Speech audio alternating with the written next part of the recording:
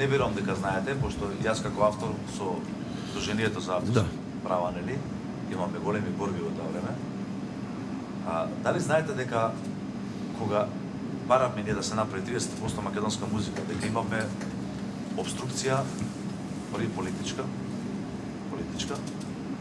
и наметната, платена од медиумите кои што го држат. Да. Овие што се национални телевизии. Да, главните. Да се уништи ЗАМ. Да не направат паралелен ЗАМ. Да направат нов ЗАМ, да нас не укинат. Со понески ставки на цени и така натака, така натака. Ние направивме едногласно собрание, свикаме на големо собрание, имаме, не знам, 300-400-500 автори собрано, изгласавме да се забрани македонска музика во Македонија да се игрува. Да не се дозволува, да. Тоа се случуваше 2000 се сеќавам. 2-3 месеци траеше. 2015 година. Ембарго, се случи ембарго на македонска музика, ние ја поставивме како автори. Едногласно изгласавме.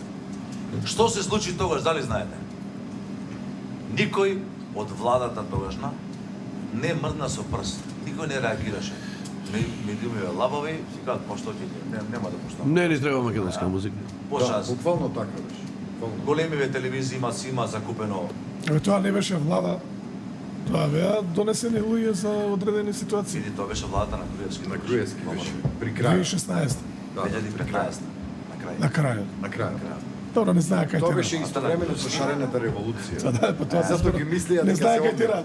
Да. И сега што се случува? Министерката тогашна Камчевска, Милевска не мрда со прст, не реагира, другите не реагираат. Медиуми си кажат, па добро, можеме без македонска. Политичари немај до пеење, си имаат други проблеми, решаваат за криза во земјава. Едниве си закупиле Звезда Гранда, други си купиле звездички Пинко, и трети си закупиле, не знам што телевизии, сите а тоа не си имаат закупено ако.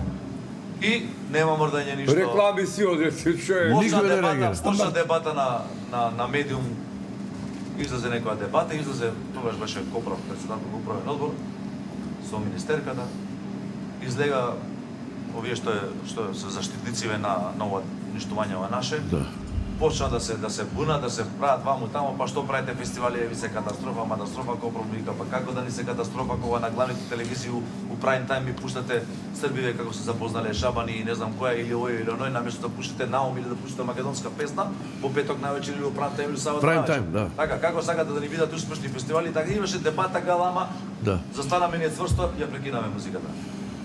После 3 месеци видовме дека овие мувани ги лази, направиме состанок со целиот Балкан.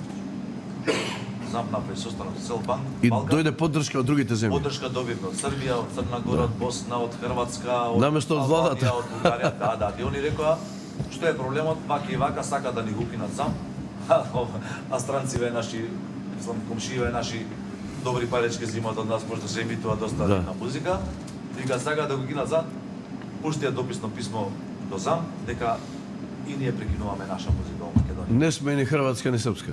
Ништо не сме.